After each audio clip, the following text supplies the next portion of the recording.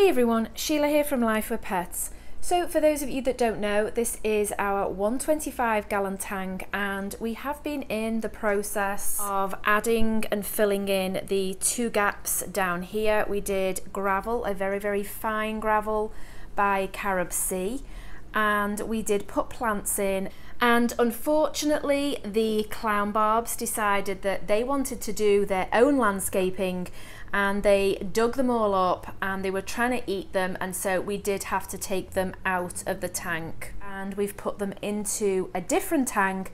But then that's left us with what are we going to do in this tank, sort of in that area, because we're wanting to add some more greenery down on the bottom of the tank. So we came up with an idea and I'm going to show you what that is right now. So this is what we've come up with. I wanted sort of like a carpet effect in the tank, and so I did some research on using sort of artificial grass, and I came up with this one. I will leave a link to it in the description box below. It is actually marketed for aquariums, and I did read some of the reviews on it and I did sort of a lot of different research online, and this seemed to be the best one that was available. So it came in a 2-pack and I think the squares are about 12 by 12. So it's a decent size. It did come sort of very flat. I don't think it's really showing on camera. And so I do need to sort of like pull it all up to make it look a bit more like grass. But it doesn't seem to shed a lot. I have done a lot of sort of brushing it through to make sure that the pieces don't come out very easily, because obviously I don't want the fish eating it. And we're going to give this a go in the aquarium and see what happens. So the front is obviously the grass effect, and then the back is, it's almost like a material. Now I've got no idea, reviews didn't really go into detail on how it's survived in the tank, so I am going to be testing it out for quite a while before you actually see this video, just to make sure that it is all good in the tank. The reviews did say that it does float, and so that it does have to be held down with something. So we are actually thinking of maybe gluing some rocks onto the back of it, but we're going to just try it out and see what happens. So first off, we decided to vacuum it, just to make sure that if there were any loose pieces that we got them up.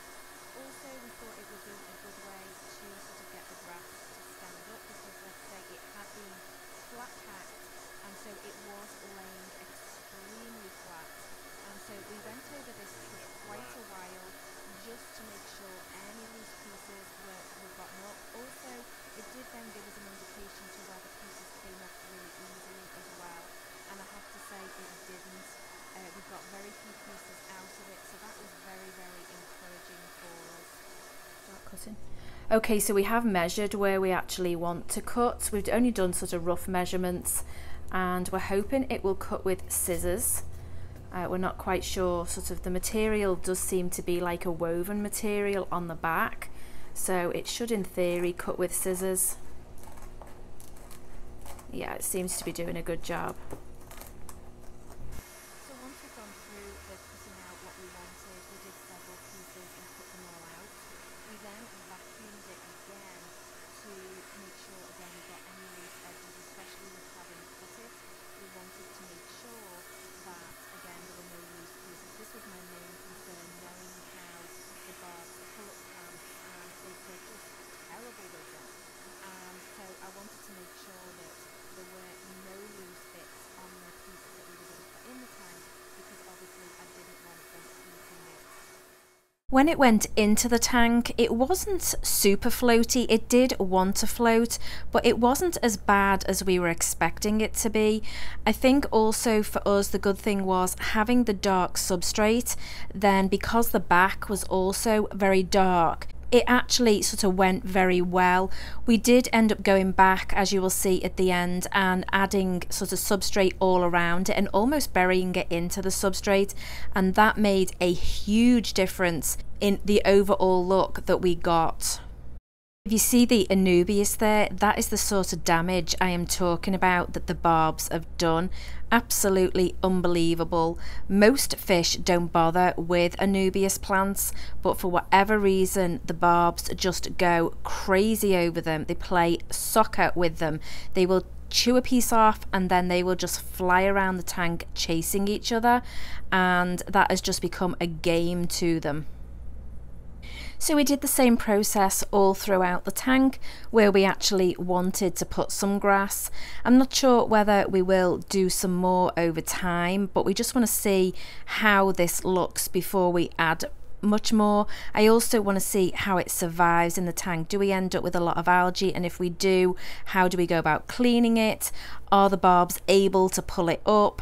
Does it do the fish any harm by just being in the tank generally? So there are a lot of sort of questions that are going to go with this, that I want to make sure that it is safe for the fish and that it doesn't cause any problems. If we do see any bits floating around the tank, and that obviously then shows that it's either coming loose or that they are pulling it out, then I would take it out the tank, I think, at that point. So we have a long way to go to see whether it's going to work or not, but I will actually do an ending to this video where we've used it in the tank for about a month, maybe even 6 weeks, before we actually put this video out to make sure that it is okay in the tank and that we've had no adverse reaction from the fish or any issues with it.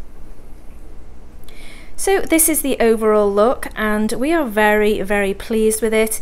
It did go in fairly easily. All we had to do was make sure that it was held down by something. So as you can see, we do have it held down with either trees, or sort of we've managed to do it with different rocks throughout the tank, but hopefully it does look very natural. That was what we were going for, even though obviously it is a fake plant. The grass has now been in the tank for several weeks and we've not had any issues with the barbs. They did sort of pick at it initially to start with, but then over time I think they probably just realised that it wasn't real, and so they've not really bothered with it since. We've not had any trouble with it coming up out of the substrate, and overall we're very, very happy with it. I will leave a link in the description box below for the product that we chose to use. I am also going to do another video several months from now as like an update to this video. We have had it in the tank for 5 weeks, but I do think that we do need to have it in for a lot longer. I'm interested to see how the backing holds up over time. So probably in maybe another 2 to 3 months from now, let's see how it's holding up. I want to see, is it easy to clean over an extended period of time as well. We have found that just using a toothbrush on it, it does actually take any algae off it so that it still looks really good.